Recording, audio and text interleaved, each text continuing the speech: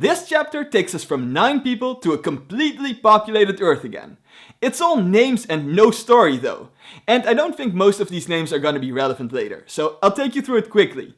It's divided into 3 parts, 1 for each of Noah's sons. These are the sons of Japheth. Now, a bunch of these guys apparently didn't reproduce. And I think we can all agree that that was a sound decision.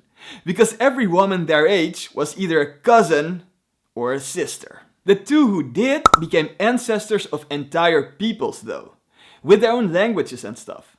Gomer's descendants are these peoples, and Japheth's descendants are these peoples. They lived along the coast and on the islands. It doesn't say where on Earth though, so it could be in the vicinity of Mount Ararat, where Noah parked his boat, but maybe we're talking about coasts and islands around the world. I honestly don't know. As you'll recall, Ham had a son named Canaan who was enslaved by Noah. But apparently that didn't stop Canaan from reproducing, and it also didn't stop Ham from having more sons. In total, Ham had 4 sons. Put was decent enough not to fuck his family. But the other ones all had kids with a cousin or a sister. Cush had these sons. And it's quickly mentioned that his son Rama is the father of Sheba and Dedan. But the focus immediately shifts to Nimrod. You see, Nimrod was great at killing animals and conquering people. Now, this is obviously never something to be proud of. But what makes it even worse is that he was conquering his own family. Imagine being Nimrod's cousin.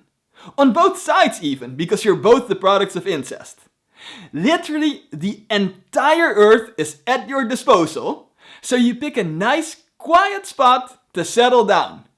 And then this dickhead still wants to conquer you. Anyway, Nimrod's kingdom started with these 4 cities in a land they dubbed Shinar. And then he went on to a land they called Assyria, where he built 4 more cities. So that was Cush's line of the family. Then we got Mizraim. He was the ancestor of all of these peoples. And it turns out that the Keslehites would later become the ancestors of the Philistines. And then there's Canaan, who also had a shitload of descendants.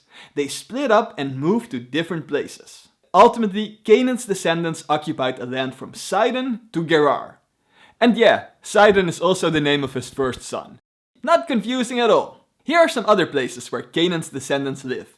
I have a feeling that we're gonna hear more about some of these places later. So think more. Lastly, we got Shem's sons. It looks like most of these didn't have sons of their own.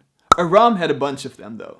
These ones. And Arphaxad had only 1, but for some reason we're gonna cover his entire bloodline. So his son was Shelah. Shelah was the father of Eber. Eber was the father of Peleg and Joktan. And Joktan was like, why would I have 1 or 2 sons when I can have 13?